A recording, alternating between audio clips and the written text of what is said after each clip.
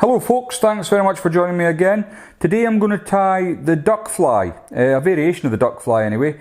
As you can see, it's a buzzer type fly with a hackle on the front, and this is to allow it to fall slowly through the layers when the trout are feeding in the upper layers. So without further ado, let's get into it.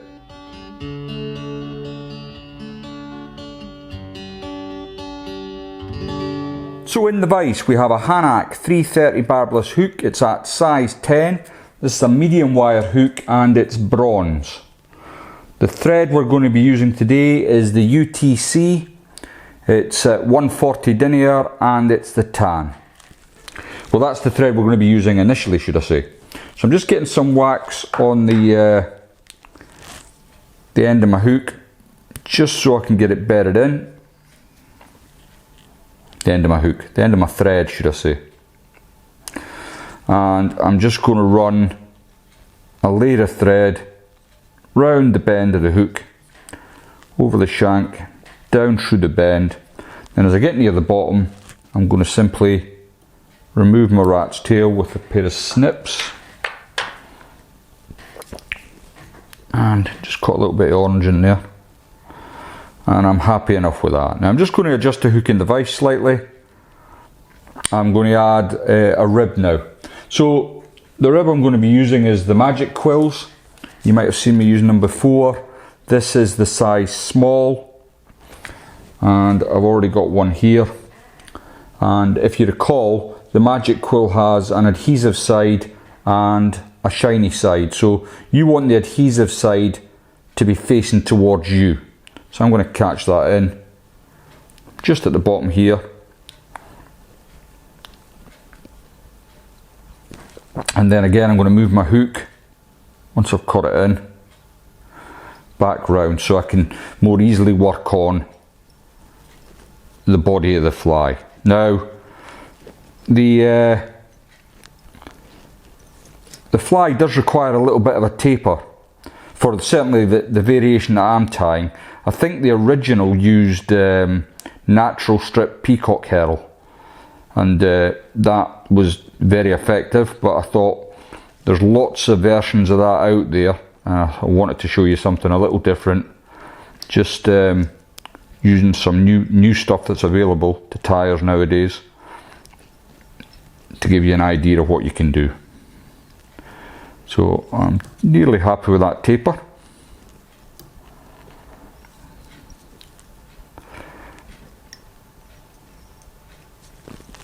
And once I've got that in place, I can bring up my magic quill.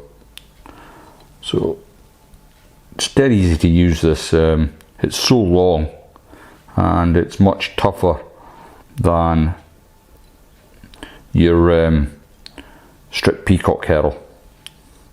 I suppose depending on what colour of body you want, you can use different coloured threads for different effects.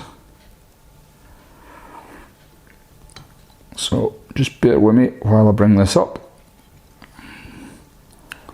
Now it's pretty robust, so if I wanted, I could simply tie this off at the end when I'm finished and leave it be. It would last a few fish certainly. So you know, there we go, we've got a perfectly segmented body, but I like a little bit more shine on it. So what I'm going to do to finish it is just add the very thinnest of coats of resin, just to help finish the fly off, and it will protect the body material from the teeth of a trout. Doesn't need much, just a little bit. Now normally I would open my vise up and work this all the way around, but I'm not going to worry about that today. So we'll come with my torch, cure it off,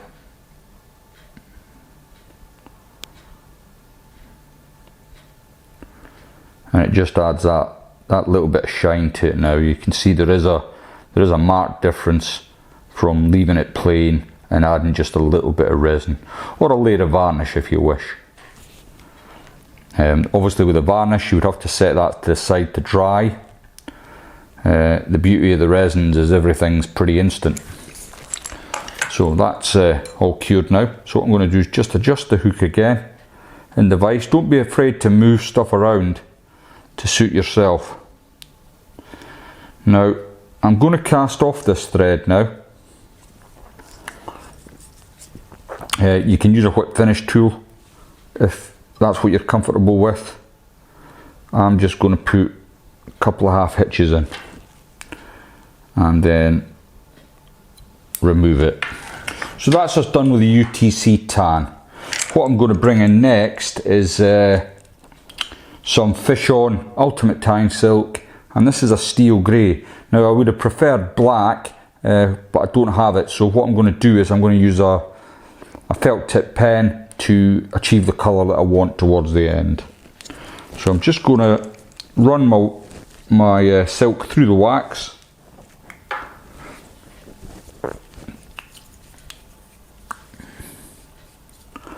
And then cast on. I'm casting on well back for the eye, and I'm going to run my thread up to where I think I'm going to start my thorax. Just going to remove my waist,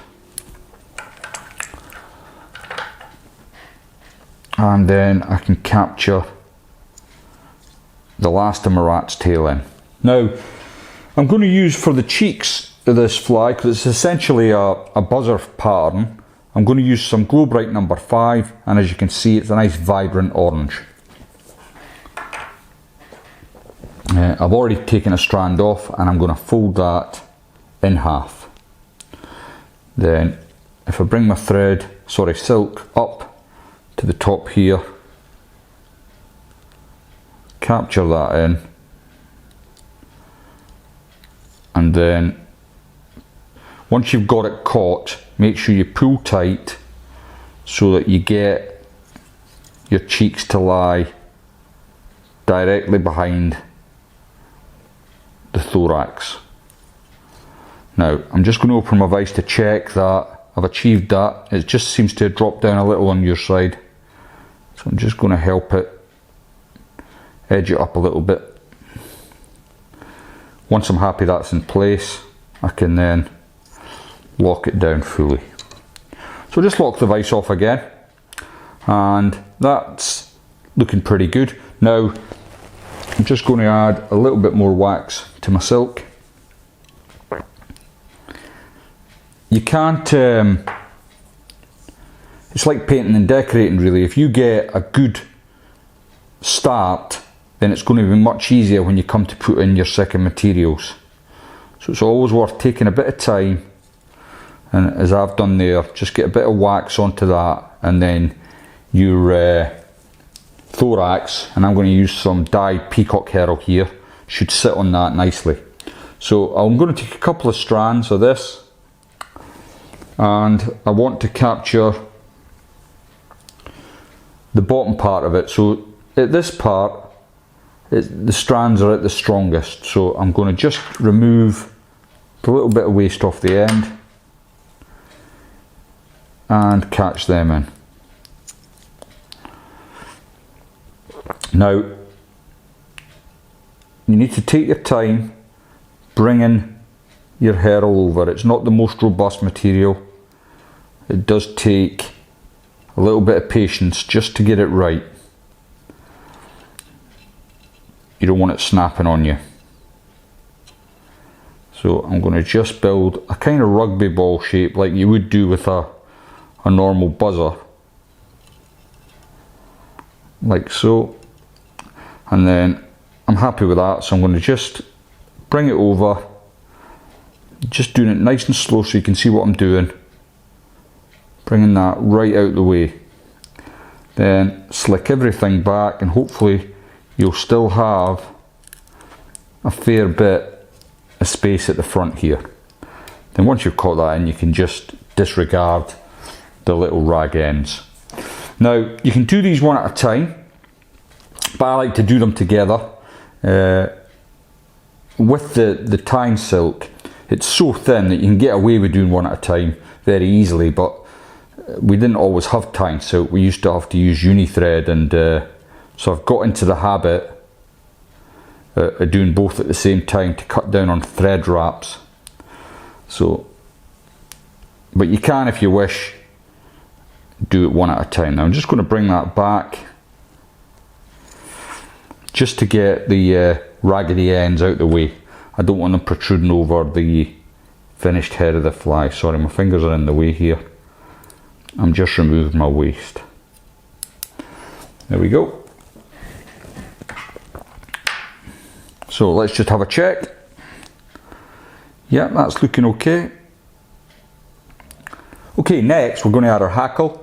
I'm using this old badger cape here. I've already selected a feather from the cape, and I've stripped away the waste and left myself a little tag at the end here to capture it in. So I'll just capture that like so, and then I can come in with my hackle pliers, and what I want to do is try and get 2 turns of hackle. So let's see how I get on. There's one, and just help edge it out, and there's 2.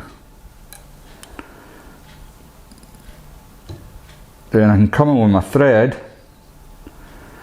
Make sure you try and keep your eye clear just to capture that in. Perfect. Then while the thread's under tension, pull away your waste end, lick your thumb and forefinger, slick everything back, and then you can start thinking about building up your head.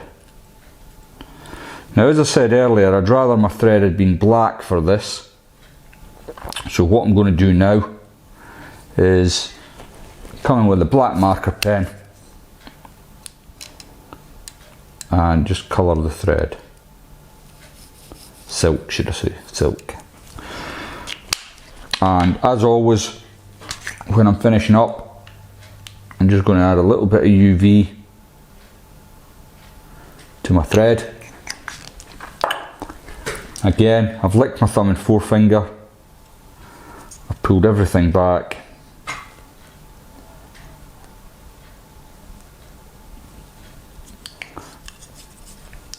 and I'm going to finish off with a half hitch.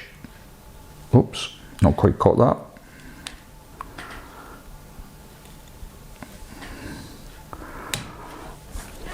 And then I can come in with my UV torch and simply cure that off.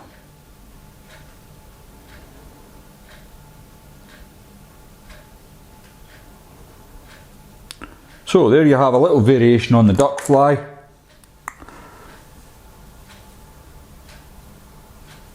And when the fish are in the higher up in the water column, this is ideal because it will sink slowly through the layers. The hackle will slow it down. It's not got a great deal of weight to it. The medium weight hook really helps, and hopefully you'll catch a few fish. I hope that's been of some use to you. If you're enjoying what I'm doing, don't forget to subscribe to the channel, and I'll see you all next time.